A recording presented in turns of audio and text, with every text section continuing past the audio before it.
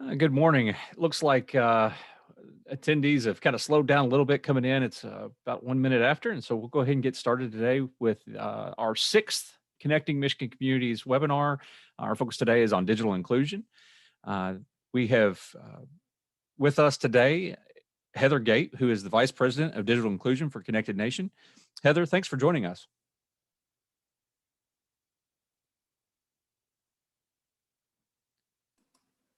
Thank you for having me, Wes. Yeah, we're certainly thankful for your time today. Heather, I have had the opportunity to work with you for a long time and appreciate the work that you do and know the level of expertise that you bring to this space. And so it's certainly a pleasure to have you on. Heather, I have started kind of an icebreaker with all of our guests. And so I'm going to reuse one from our last session. The last session, I asked the question, when I say a word, what is your response? And I asked the question of spring, the word was spring. And here we are 2 weeks later. It feels a little bit more like spring, but still doesn't feel like we've quite made it yet. And so I'm going to throw the same word back at you. Spring. What is your response when you hear the word spring? I think it makes me excited. It's, new flowers are going to be blooming and the world will start to look bright again after winter. And I feel like we almost lost that sense last year because we had just started the lockdowns and the pandemic was just taking off. So this year it's almost worth celebrating for two springs as we start to see the numbers go down and we work our way out of this virus. So I'm actually really excited to just be out there and start appreciating things and being optimistic about the future. We know so much more about the virus than we did last year, spring, and that's good. So I'm optimistic. I'm excited to see what spring is going to bring. Heather, it's always fun. You are typically the optimist in the room to start with, and so it's fun to see and hear your response there. And with no further ado, we'll go ahead and get started. And Heather, you provided me with a kind of a slide deck that you're going to work through, and so I'm going to, on your cue, I will begin your slide deck, but certainly just kind of hand it over to you. If you want me to, I'll go ahead and start with your first slide, or however you want to proceed. Yeah, sure. Please proceed to the next slide. So as Wes said, I am the Vice President of Digital Inclusion at Connected Nation. And so I'm going to talk about digital inclusion. And I always like to start off by defining what digital inclusion means. I have found through the past few years that the definition of digital inclusion is really different for different people. Some people see digital inclusion as providing low-cost devices and connectivity. Some people look at digital inclusion as infrastructure deployment. And I say that digital inclusion is all of the above. A great way for me to start off is just by giving the best definition of digital inclusion that I could find. And it's the definition that I found. It was provided by the National Digital Inclusion Alliance. And they say that digital inclusion refers to the activities necessary to ensure that all individuals and communities, including the most disadvantaged, have access to affordable broadband, are adopting broadband meaningfully, and are using applications and online content designed to offer economic opportunity and an improved quality of life. Now, the reason why I like this definition is it really aligns with our mission at Connected Nation, which is improving lives by providing innovative solutions to expand access, adoption, and use of internet and related technologies for all people.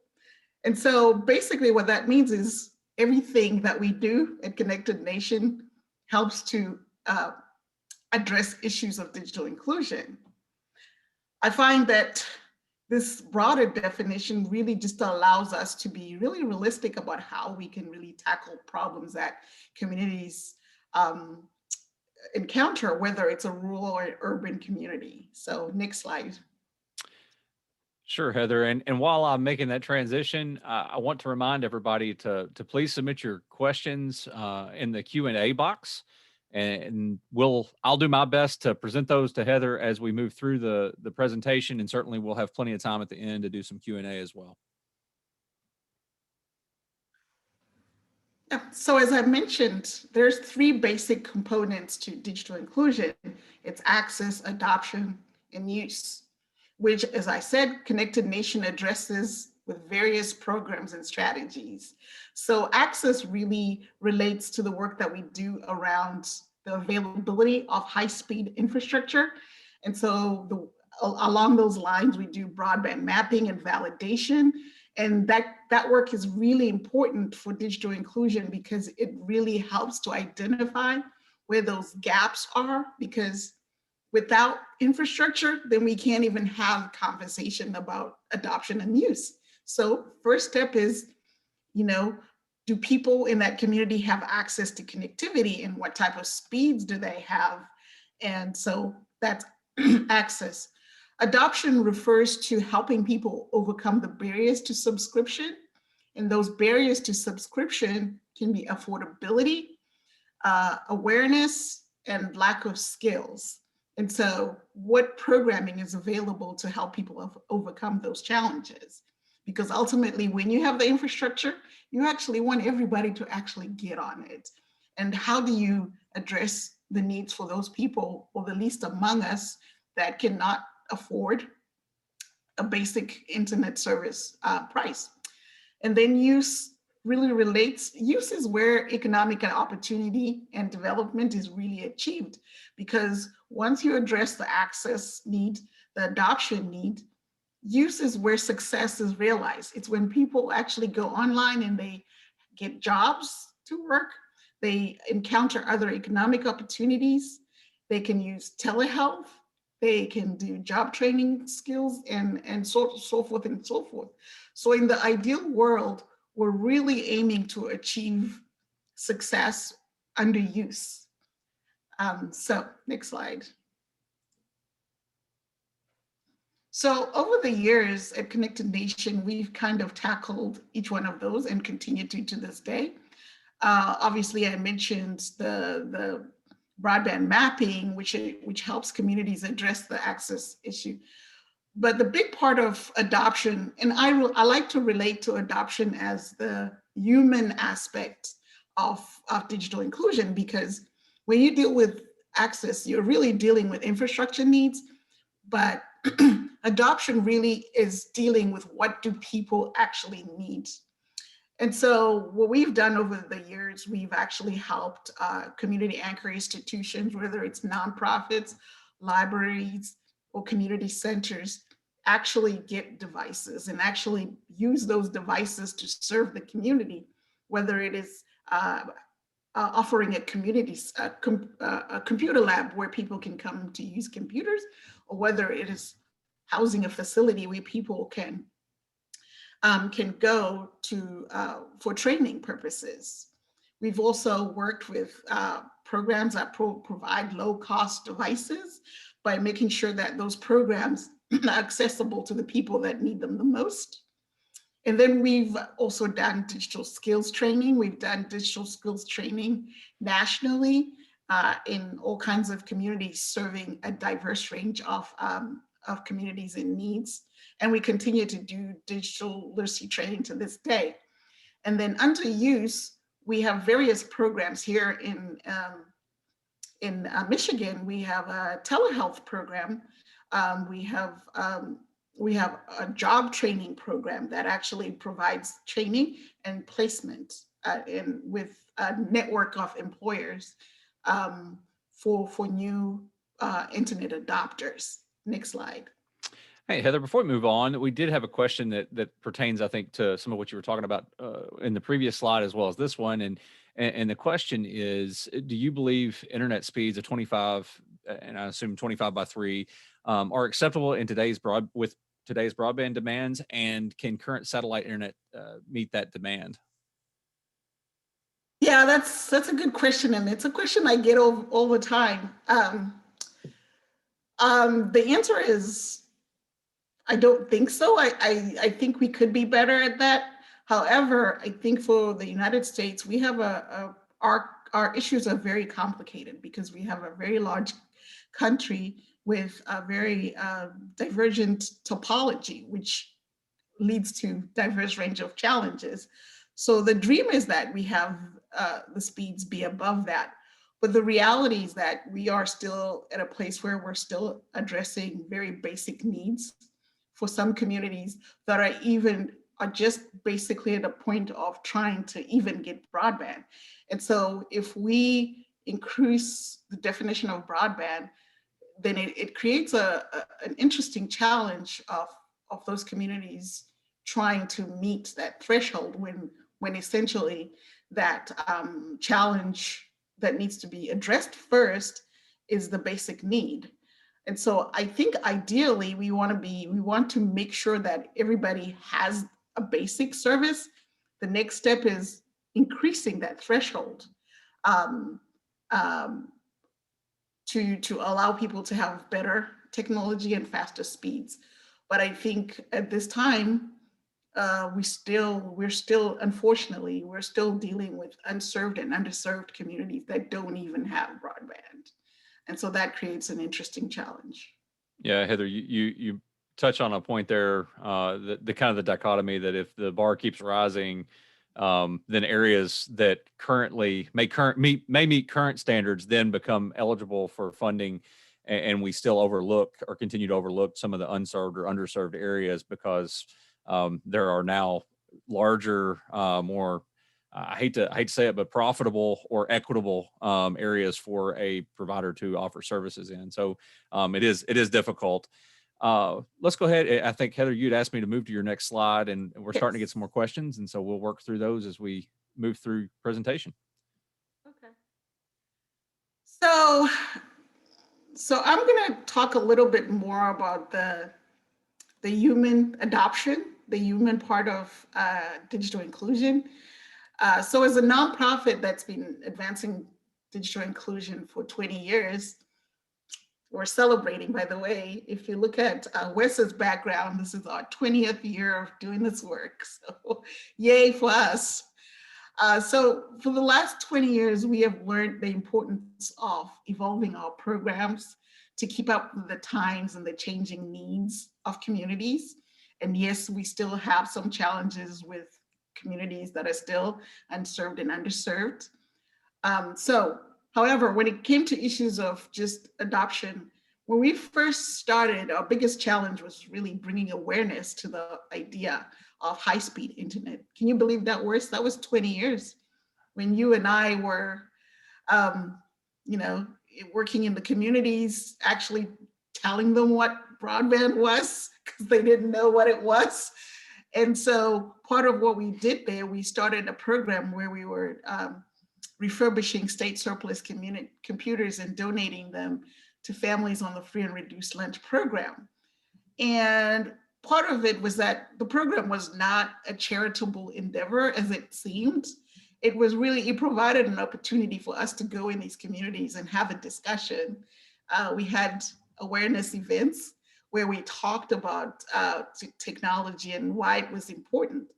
And so a lot of these households were getting a first computer in that household, their first taste of the internet. And so the discussion was different to the discussion that we're having today. And Wes, you can attest to that. Back then, we were talking to community leaders about why they needed to focus on advancing broadband. Today, they're coming to us and saying, how can you help us? How can you help us with our issues with devices and that sort of thing? So the discussion has really evolved. And yes, sometimes in the media and in the general public, there tends to be more discussion about more advanced technologies. And tends to um, that tends to overtake the discussion. So we talk about 5G, and Wes and I are still in the community saying these guys don't even have 25/3 here. So, and so that has changed, but the general way we relate with communities has changed over time, and we've had to change how we do things. So we really moved away from doing device distribution, because with time, more people started getting into the programs, more nonprofits started doing those things in the front lines. And so we moved our program towards more a training type format. We initially had federal funding, several $1 million in federal funding to do just digital literacy training in several states. We partnered with over 300 community centers, libraries, and nonprofit to provide training. And we provided training to over 80,000 people in those communities. Um, and we continued to do that. And so once the funding opportunity we wanted to find had moved on. We wanted to find a way to continue to be in the communities providing digital literacy training. And so we developed an online learning platform that our partners could continue to use, which was a free resource that they could continue to use once we were not able to fully fund the whole infrastructure.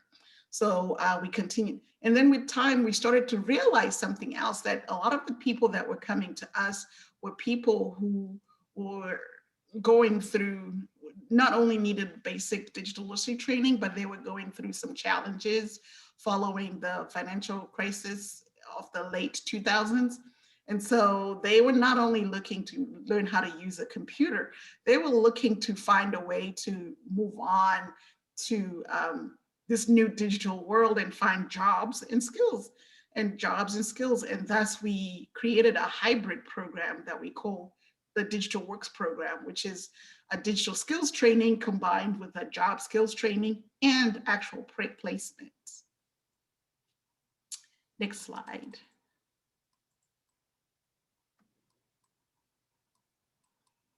So today we remain committed to digital skills training as part of our human-centered digital inclusion programming. We have our driveyourlearning.org platform. And the Drive platform is really, we can consider it a community of learners. Trainers can actually go in there and use it as a platform where they can put their own training curriculum to share with their constituents. In Drive, we have basic digital skills training, job skills training, life skills, and any kind of basic skills training that a user can take advantage of. We have over 12,000 users on it right now. Next slide.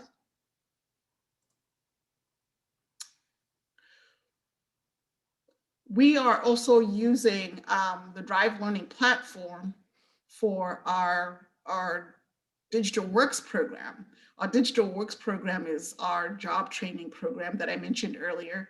It's not only just a training program, it's also a mentorship that helps us to welcome people into this new world of remote jobs. We have over 70 employers in our network that are prepared to hire people that go through that program, and they're immediately hired if they meet, they go through the interview process or formal engagement process of the organizations, and they end up with a remote job. And a lot of the jobs are around customer service and tech support jobs. Next slide. So I just put this slide together just to give an idea of other human-centered programs that are out there. These programs are mostly around affordability, helping to address the affordable challenge. There are private provider programs. There's a lot more provider programs than I have on this slide. I just have some national ones, examples of national ones, like the Access from AT&T program that provides $10 per month for families on free and reduced lunch program. All these programs provide services to people that are on some sort of public support program. and they're privately run by providers. And like I said, there's a lot more than these three that are currently available. And then there's the most popular or most well-known federal program is the Lifeline program. And that is the program that if you are on some government assistance program, you can get the program and the provider gets a, a subsidy for it. And then there's the mobile wireless internet programs that are where you basically buy a hotspot and you pay something from $10 to $20 a month of service. And this relies on fixed on mobile wireless. Next slide.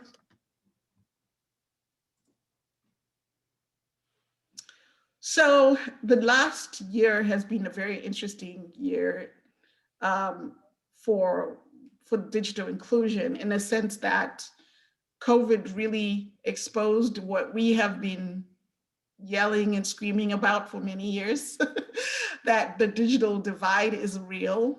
There are people that are being left behind. There are children that go home and they don't have access to devices and high-speed internet, which means they're lagging behind their peers when it comes to education. And about 20 million people don't have access to internet. And so when we had to shut down and people had to transition to working from home, schools, districts suddenly realized 30, 40% of their kids didn't have access to internet. And so people who were not perhaps paying attention and not listening suddenly were faced with the challenge. And it has been, the realization for us is good. And the hope is that once we overcome this challenge, people will continue to work on solutions. And some of the things that happened in the last 12 years is that a lot of institutions and organizations were able to do things that everybody said they couldn't do. You know, we advanced telehealth at a faster pace that we had been talking about for many years and said it was impossible.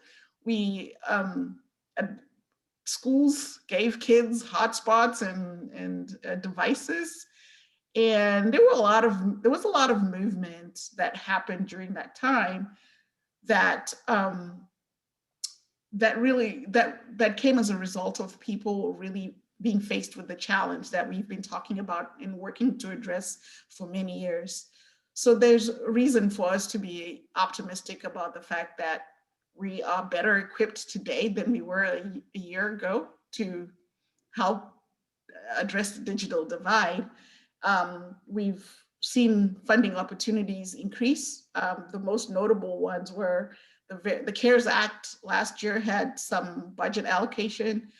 Most specifically, there was $50 million that went to libraries and that helped them advance programs around digital inclusion and digital literacy training and their ability to provide services to to extend their Wi-Fi so people can use Wi-Fi whether they were outside the building and that sort of thing.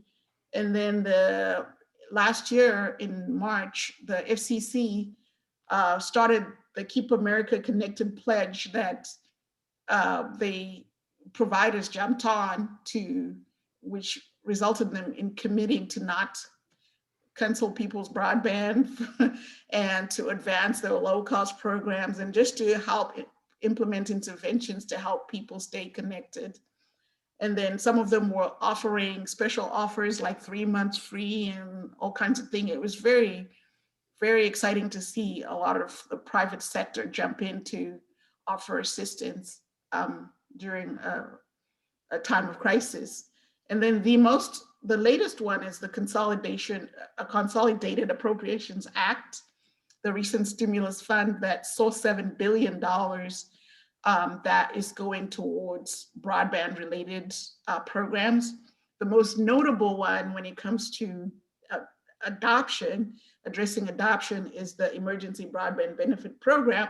That's $3.2 million that's going to give people discounts of up to $50 for broadband service.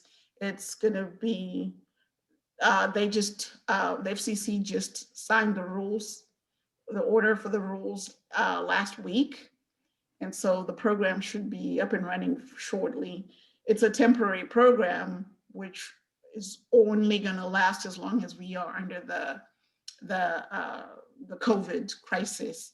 And so my hope for the future is that we really evaluate what worked during COVID and what we can keep doing during COVID, and or how we can make things better. I believe that a lot of ingenuity comes in the time of crisis. We're forced to really think of new ideas uh, at times of crisis. So, Wes, I don't know. I'm going to go ahead and see if you all have any questions so we can continue with the discussion. Yeah, and at the moment, there's not been any additional questions submitted, Heather. But you didn't touch on it because you're a rather humble individual. But would you care to kind of explain the work that you've been doing with the FCC in your chairmanship? Yeah, I actually serve as the vice chair of the Advisory Committee on Diversity and Digital Empowerment for the FCC. And as the vice chair, the role of the committee is to offer recommendations to the commission on strategies for empowering diverse um, and disadvantaged communities, and also to advance um, digital inclusion in those communities. And so we really just facilitate a lot of events and meet with subject matter experts in order to gather information on how we can make sure that nobody's left behind when new policies are implemented. So it's a pretty exciting group. It's a very, very diverse group of professionals from telecommunications, from technology, from the private sector, from nonprofits, and from actually small business owners. And so we are working towards providing recommendations in June to the FCC on different ideas, particularly around how community anchor institutions can continue to help communities address issues of the digital divide and communication. Thank you. We still don't have any other questions. And we've still got a couple of minutes, a few minutes here. If folks want to send in a question, please do so.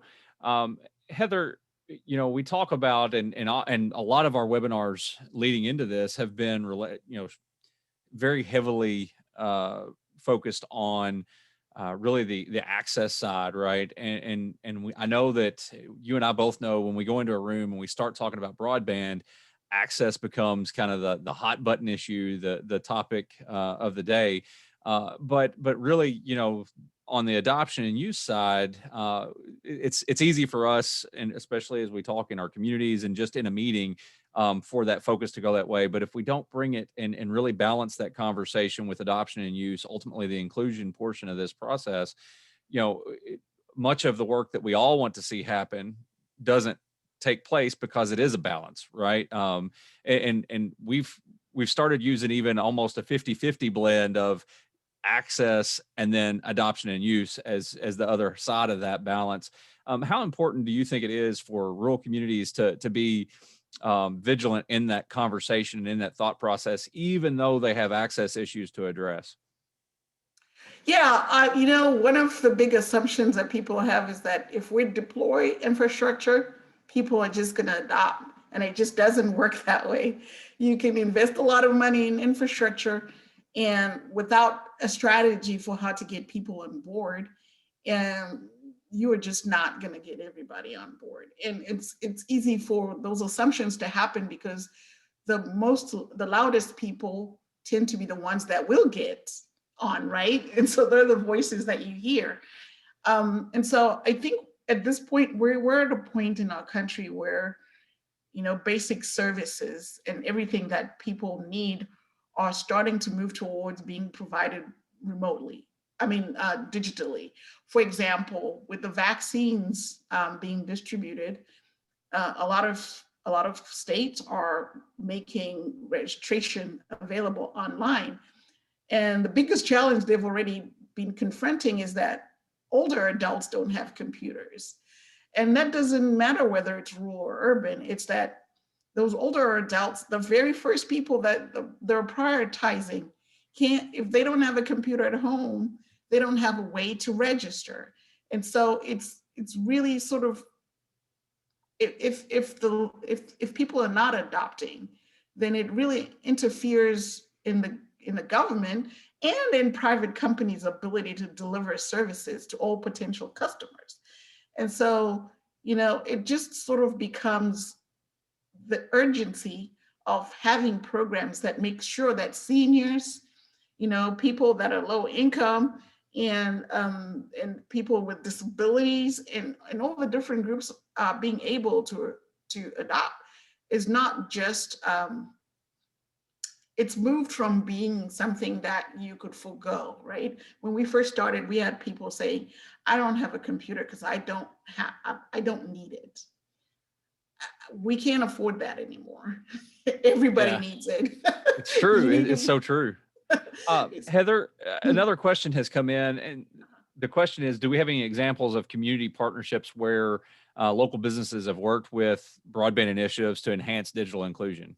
And I think you've been a part of a few, may have an example or two at least. The local businesses. Yeah, we're a local business, or I would even expand that to say even a local entity where they've been involved with digital inclusion partnerships. Yeah, I mean, so I can go as far back as when we did I talked about the refurbished computers. We had a very big partnership when we did a program in a community. We opened it up for other partners in that community, and often we would find a local provider, a small local provider, who would agree to offer 3 months service. And the beauty about that, when we did the studies in those communities, we found that even a year later, even though people got 3 months of service free, they continued to have service after that because the value proposition had been done. Those 3 months made a difference in, you know, introducing the person to internet, and then them realizing what they can do and the power of it. And so they committed to actually investing in it. We had Lexmark as a partner who actually donated printers to match every device. And then we would have local businesses offer to provide tech support. It's really, yeah, one thing I didn't say is that when it comes to digital inclusion, it takes a village. I said there's 3 categories of digital inclusion. You don't get to do that by yourself.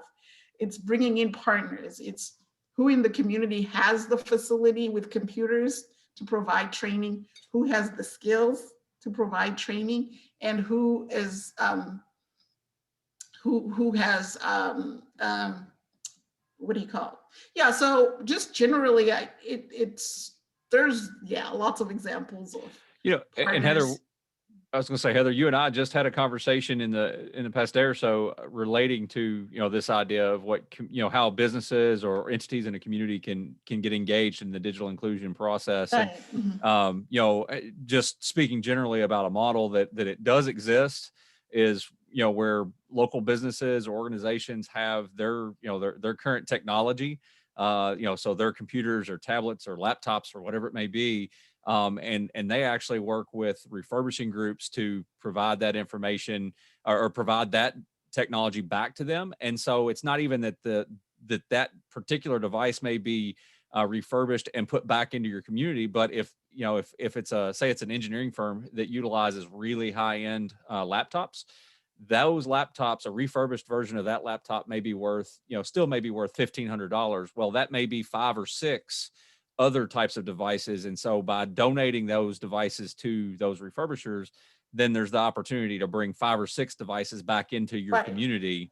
And so there's some neat Exactly. ways to look at localized partnerships that can really have an impact when it comes to service or and we've seen community foundations who look Oh, yeah. to provide, even just the financial backing to support, a low cost program with a local provider or those Right. types of things. So there's a lot of different models, and ultimately it comes down to the community.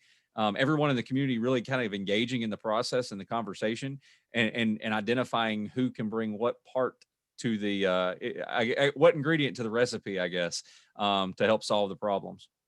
Right. Yeah, and I think that's really critical. And it's important to think outside the box too. Some of the best partners are people that are not necessarily in technology. It can be the local bank. The local bank can be invested in providing funding for digital skills training. And part of that training is really training people on financial literacy. It's, and so it's we for what we've done. Another thing is we there's no one size fits all. A community can really adopt what makes sense. If it's a farming community, how do you have a portal or a training platform or some training around the tools and the tools that farmers use? It's really, we're at a point where digital inclusion, it's not a niche thing. It's a niche that affects everybody. It affects the delivery of healthcare. It affects everything. And so it's almost a responsibility of anybody that's providing a service or resource. And so it can really just come across in any form, this partnership. Yeah. Well, Heather, I think unless another question comes in here in the very next minute or so, I think we've covered quite a bit of ground today, and certainly, I hope it brings additional awareness to the importance of digital inclusion as we talk about, overall, you know, in your communities, um, that overall conversation around broadband, and technology, and that it's not just a matter of having it or having access to it, but the adoption and use piece of it is truly half the battle. We mention it often that, if we can boost adoption and use, then we see increase in people's willingness, or providers' willingness or ability to offer typical services or specific types of service in an area. And those are important. And a good question came in, and something that I meant to ask, and that's, Heather, how do you feel, or what would be your suggestion for how people can get involved or can help when it relates to digital inclusion within their communities or at a state level, for that matter? It really depends on their superpower. It depends on your superpower.